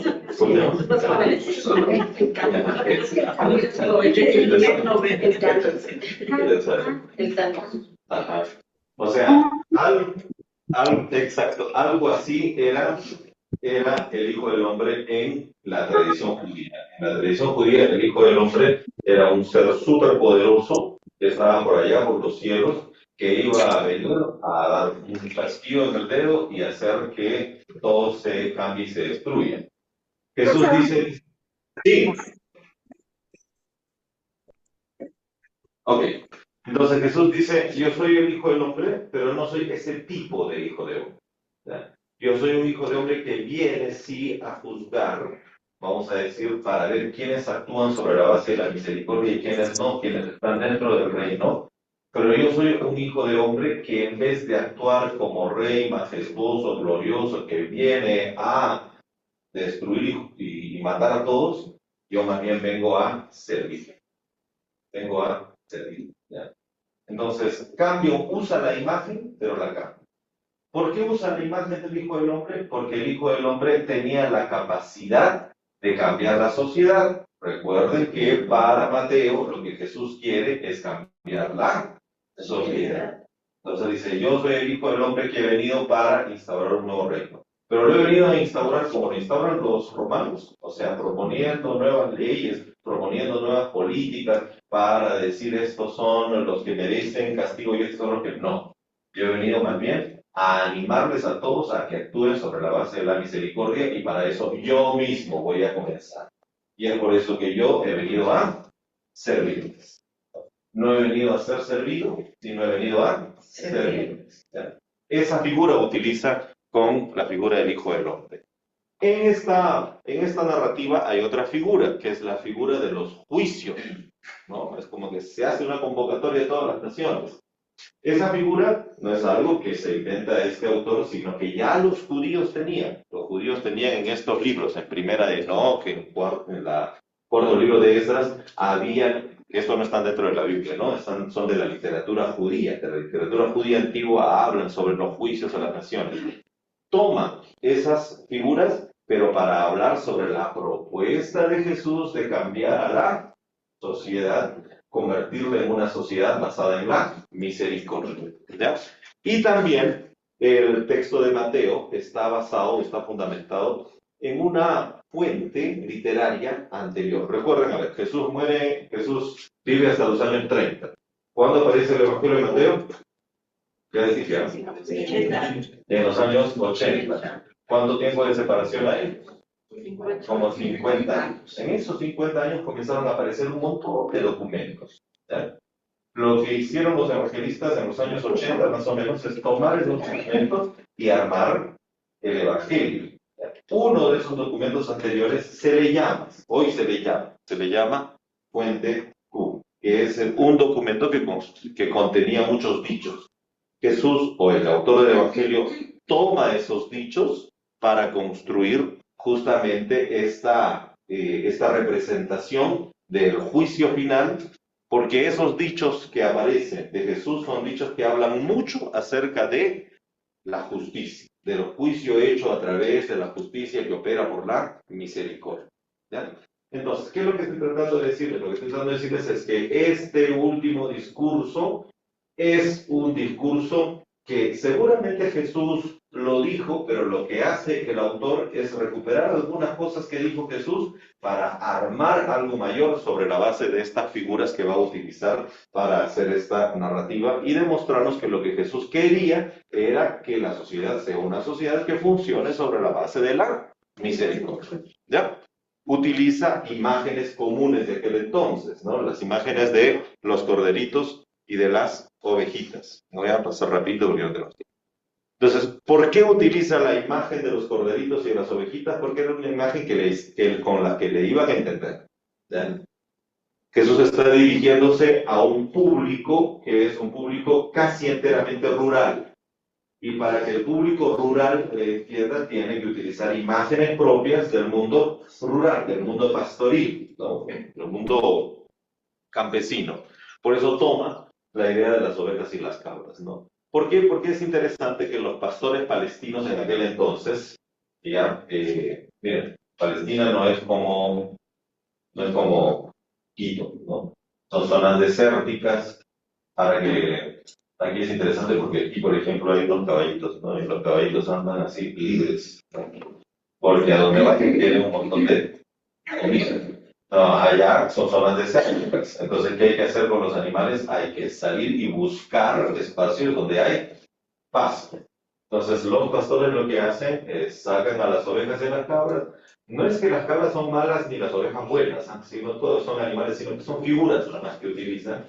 Entonces, los pastores sacaban a las ovejas y a las cabras juntas para ir a pastorear allí, buscaban los espacios, comían durante el día y cuando regresaban en la noche tenían que dividirlas, ¿ya?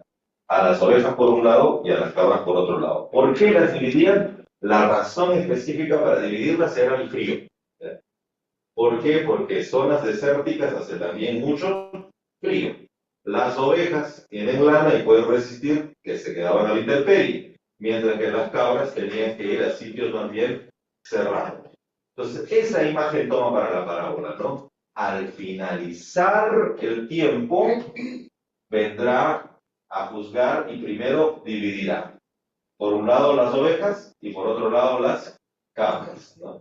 Que quizás nosotros no lo entendamos muy bien, pero para ellos era más fácil de entender así, porque sabían que al finalizar el día lo que tenían que hacer es dividir por un lado las ovejas y por otro lado las cabras. Entonces esa imagen le quedó así bastante clarita. ¿Por qué más?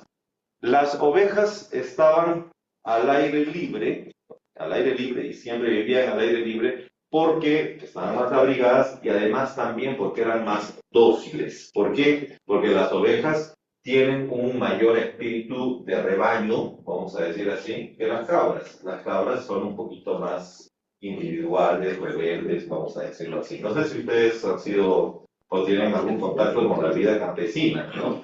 Pero es cierto, ¿no? Eso, el carácter que tienen las ovejas y las cabras. ¿No han criado ovejas, cabras? Ajá, sí hay de repente esa distinción. Vuelvo a decir, no porque unas sean buenas o porque otras sean malas. En los animales no hay una ética humana, sino que lo que hace Jesús es toma esos ejemplos para que la gente pueda imaginar mejor lo que estaba tratando de decir, ¿ya? Entonces, pero el sentido teológico de esto radica más bien en que las ovejas representan al pueblo que ha asumido la predicación de Jesucristo como base para su propia vida, o sea, la práctica de la misericordia. Mientras que las cabras representan a quienes no han logrado asumir lo que Jesús ha presentado como forma vital, como forma de vida, forma de la vida social, ¿ya? Entonces aparece ese sentido aquí.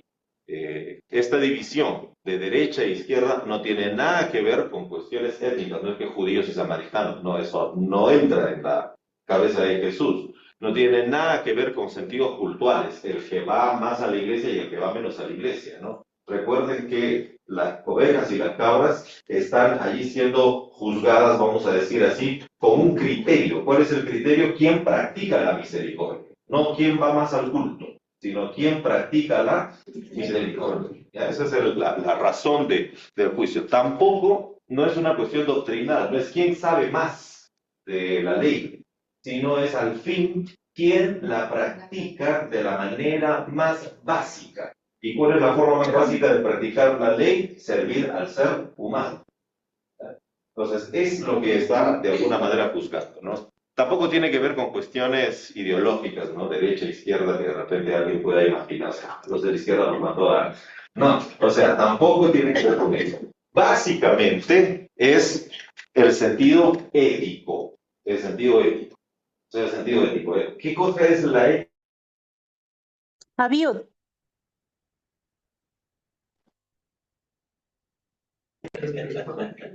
¿Quién fue? Adiós.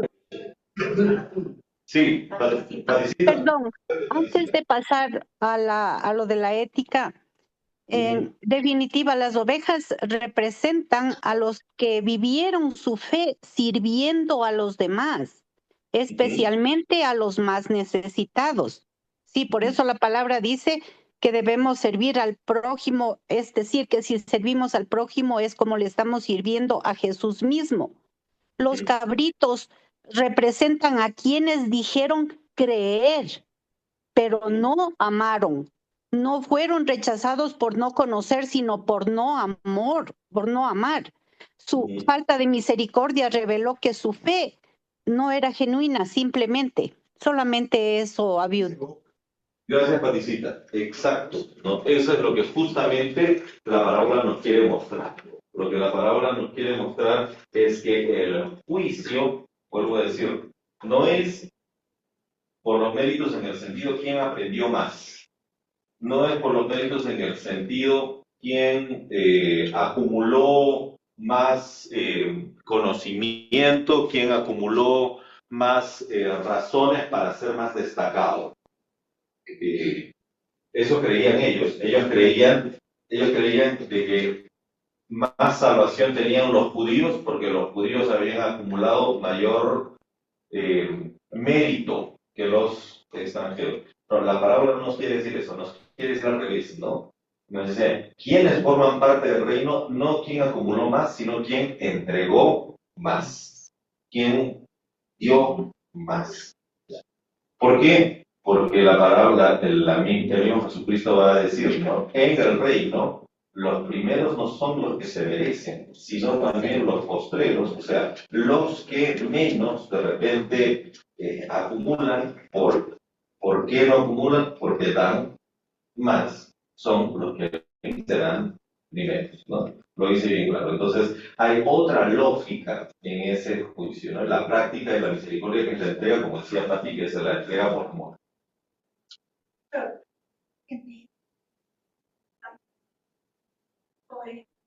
Misericordia que dice, entiendo sobre que vamos a encontrarnos con diferentes personas, con diferentes temperamentos, pero aquí lo que entiendo es el perdón.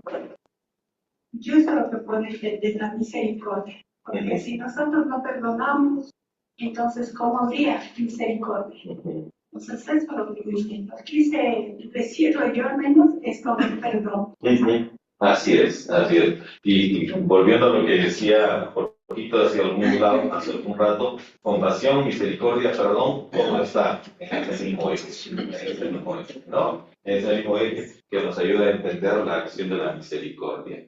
Sí, y otra cosa también, o sea, es la ternura, la compasión, pero debe ser una compasión activa, un favor inmerecido, es decir, dar sin pretender recibir nada a cambio, y el perdón, un perdón que restaura. Así es, así es. Y en esa misma línea que ustedes están hablando de perdón, de compasión, etcétera, recuerden lo siguiente también, ¿no? Y esto lo establece esta narrativa. El actuar con misericordia, o sea, el entregar, el desprenderse, Jesús lo ejemplifica, lo materializa, lo concreta, vamos a decir así, en 6 actos que son fundamentales para la vida. A ver, para ser un poco más claros, ¿qué significa actuar en misericordia? Significa entregarle algo al que ya tiene mucho. No, es entregarle algo a quien no tiene, y no tiene lo básico, ¿no? Porque es comer, beber, hospedar, casa, vestir, cuidar y libertad, ¿no? O sea, actuar con misericordia no es dar por dar, incluso para favorecer a quien ya le ha quitado un montón a otro, por ejemplo. No es solo entregar de manera ciega, sino es entregar y entregarse, sobre todo de manera preferente y como opción primaria, diría un teólogo, como opción primaria a quienes no tienen lo que es básico para la vida. Y yo lo que quiero. Por ejemplo, cuando yo conocí el Evangelio, siempre nos han predicado, no siempre, pero siempre la palabra nos está redarguyendo. Y resulta que yo veo que no es de coger y dar, en este caso, a las personas, no cualquiera es fácil, no cualquiera, porque en este yo digo así, me he pasado a mí, he dado, pero en realidad nunca, no he esperado que me den nada a cambio, no, yo he tratado de obedecerles, sí, pero me han pagado como no tienen. Entonces yo en ese caso, es como he dicho, parece que el Señor nos está diciendo sí dar, pero en este caso es en la iglesia, ¿no? En los hermanos, que no espero que agradezcamos, pero sí espero que al menos no nos hagamos más daño de lo que está afuera. Sí, efectivamente, creo que en nuestra vida actual y tomando también palabras del mismo Evangelio y la palabra, debemos saber operar de manera generosa, de manera humilde, de manera entregada, pero también de manera astuta, ¿no? ¿Por qué? Porque en el mundo en el que vivimos, en el que también vivía el Señor, como tú bien dices, hay que ser mansos y humildes, pero también hay que ser osados y astutos. ¿Por qué? Porque el engañador está por todos lados, ¿no? Buscando de alguna manera aprovecharse de lo que nosotros queremos hacer. Ahora, en ese sentido, por ejemplo, si poco a poco pues, vamos aprendiendo a veces algunas lecciones, como tú dices, pero uno nunca debe arrepentirse por el bien que hace, por la entrega que uno hace. Y uno debe alabar a Dios porque a uno le permite de repente entregar. Incluso, como dice el mismo pasaje, entrega sin que tu mano izquierda sepa lo que es, sin que tu mano izquierda, sin que tu mano derecha sepa lo que es tu mano izquierda, ¿no? ¿Qué es lo que nos está diciendo? Entrega. Y sí, de repente uno entrega y de repente lo que uno ha dado al fin no tiene un buen resultado, no tiene un buen uso y de repente, como tú dices, no tiene ni siquiera un buen pago. Bueno, al final no tenemos que esperar ni siquiera el pago, sea bueno o malo, hay que hacerlo. Y lo que se valora y debemos valorar es el acto que hemos hecho nosotros, ¿no? Si por allí hicieron el mal con lo que al fin dimos y todo lo demás, bueno, ya no lo haremos con esas personas que operan de manera indigna, porque vuelvo a decir que sería caer en impunidad o en complicidad, como se decía hace algún rato, pero hay que seguir dando, y de lo que no hay que arrepentirnos es del dar, ¿no? Sin importar lo que a mí pasó. Ajá. Hasta donde yo he aprendido hoy, digo sí, no cualquiera podemos hospedar en casa.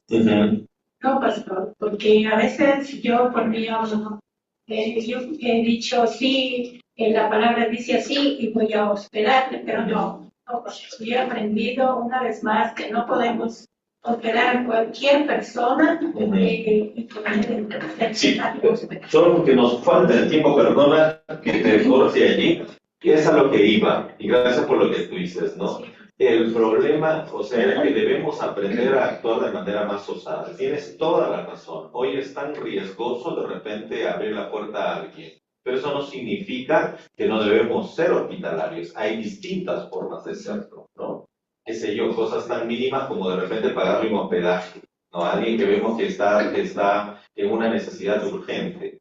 Hay muchas instituciones que hospedan a personas que están a la intemperie. Debemos tener conocimiento de cuáles son para que podamos enviar a personas que de repente están atravesando por esas necesidades. O sea, el ser hospitalario no se resume solamente a ven a mi casa, sino a buscar formas para que menos personas estén pasando por esas situaciones, ¿no? Hacer gestión.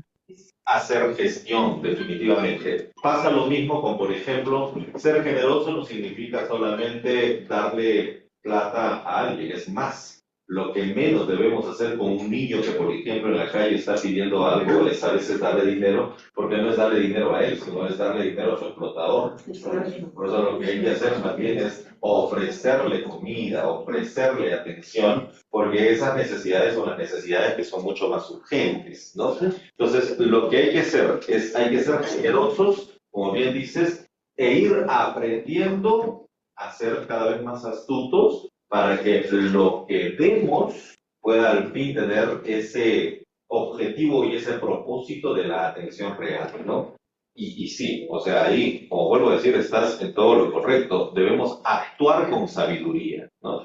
Esto de dar de comer, de dar de beber, de hospedar, de vestir, de cuidar al enfermo, de visitar al preso, también, o sea, uno hay que visitar al preso para ayudarle en su sentimiento de pérdida de la libertad, no para favorecerle en la, qué sé yo, en la venta de drogas, qué sé yo, vamos a decirlo así, ¿no?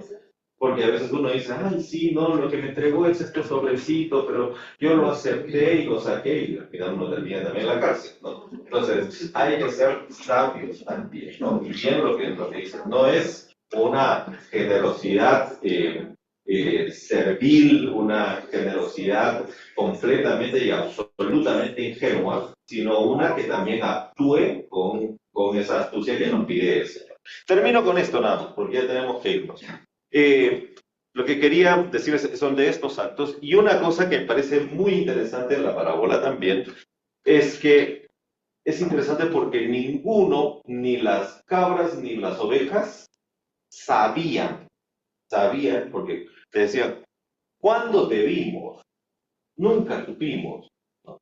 Y eso es interesante, porque si lo hubiesen sabido, lo hubieran hecho por mí. O sea, si hubiesen sabido con quién lo hacían, de repente la generosidad no hubiese sido genuina, ¿no? O sea, lo que Jesús está diciendo, tampoco agarres y le des a alguien diciendo, te doy, pero en realidad no estoy dando a ti, sino te estoy dando porque quiero un palacio más grande arriba en los cielos, ¿no? Y como en ti está el Señor, entonces Jesús lo que nos está diciendo es que nuestra generosidad debe partir de esa falta de interés, sino de una entrega genuina por aquel que está pasando por una necesidad. Vuelvo a decir, ni las cabras ni las ovejas sabían cuándo fue que te vimos, ¿no? ¿Cuándo fue que te vimos desnudo? ¿Cuándo fue que te vimos tal, ¿no? Entonces, lo que Jesús nos está diciendo también es que debemos estar atentos porque Dios se revela de la manera más misteriosa en el vulnerable. Hay que estar atentos frente a eso, ¿no? Porque el misterio de la revelación de Jesucristo, o sea, para ser un poco más claros, no es que Dios se revela en las cosas que para nosotros son más fáciles de reconocerlo, ¿ya? Sino Dios se está revelando incluso en aquellos que quizás para nosotros, en aquellos que quizás que nosotros no podemos ver a Jesús, ¿ya? Y ahí es cuando Jesús nos está diciendo, tengan cuidado, porque ese es de repente alguien que tiene algo de mí que tú no has logrado ver el día de hoy. Nos llama entonces a tener una buena actitud y carácter como Cristo. Sí, voy a ponerles así un ejemplo que puede ser súper polémico para que lo conversen ustedes todo el día, ¿no? O sea, el día de hoy es fácil para nosotros incluso decir, hoy pobre niñito que está atravesando por una necesidad, toma, te protejo, etc. Me pregunto yo a ustedes, ¿y el transexual, por ejemplo? Ahí no hay Dios. ¿Me hago entender?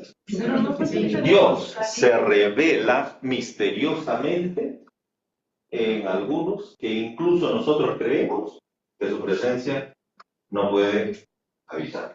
¿Ya? Pero lo voy a repetir lo que dice. Es para que ustedes conversen todo el día. ¿Ya? Todo el día. Conversen todo el día porque eso es lo que queremos justamente tener esta noche. Apasionante tema, Viud, gracias. Muy bien, creo que han tenido un tiempo muy especial, un tiempo muy Gracias, Pastor. en esta mañana. Han aprendido bastantísimo, ¿cierto? En este trimestre también lo han hecho. Damos gracias a Dios por todos los profesores que han pasado por acá y también pues al pastor Abel, que ya culmina este trimestre. Así que un nuevo aplauso para el pastor. Bendiciones. A todos los estudiantes, los hermanos que nos estuvieron allí acompañando en el Zoom. Gracias a cada uno de ustedes también por darse cita. A nuestra academia bíblica, ahora solo nos espera vacaciones que puedan disfrutar con sus familias esta Navidad, es una linda Navidad para cada uno de ustedes. Amén, gracias. Señor, Bendiciones, gracias, hermanos, bendiciones. gracias, Señor, por la bendición, Dios, de haber estado este trimestre aquí en nuestra academia bíblica. Gracias, Señor, por las actividades que todavía tenemos, de seguro nos seguirás acompañando. Ahora que salimos, Señor, vamos con tu protección, Señor, y vamos con tu paz. Amén. Que Dios les bendiga.